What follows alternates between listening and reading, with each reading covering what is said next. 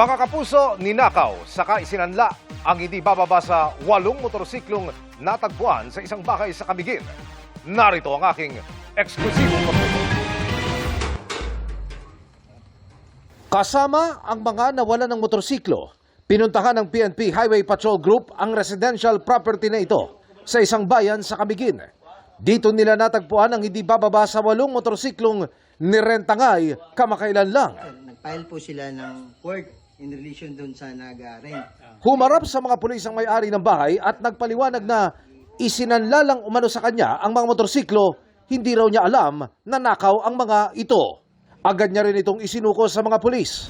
Ayon sa PNP-HPG, pinasok ng sindikato ang Camiguin dahil alam nilang mataas ang demand doon ng motorsiklo. Alam naman natin yung access doon, mas maano yung mga motorcycle. So maraming nagre-renta ron. So nakita nilang opportunity.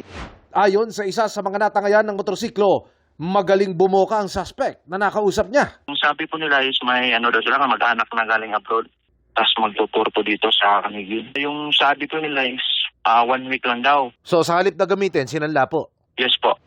Handa raw makipagtulungan ang asosasyon ng mga nagpaparenta ng motorsiklo sa probinsya. Ang talagang naapektuhan dito yung may-ari ng mga motorsiklo Kasi yun lang ang hanap buhay na namin. Kawawa yung nagninegosyo ng mabuti, sir.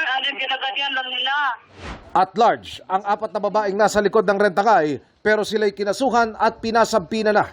Ang pinagsanlaan naman, iniimbestigahan kung ano ang pwedeng pananagutan. Meron pong criminal liability kung sino man po ang magbebenta ng galing sa nakaw. Ito po ay anti-fencing law. Pero kung ito naman po ay isinangla mo at nirenta mo lang, ito po ay estapa. Sa mga financer natin, ay pwede rin po silang makasuhan doon dahil pagtanggap po nila ng mga galing sa hindi tamang pamamaraan. Ugaliin po nating suriin yung nagbebenta kung siya mga po ba ay legitimate o legal owners ng unit na binebenta niya para hindi po tayo mabiktima. Emil Sumangil, Nakatutok, 24 Oras.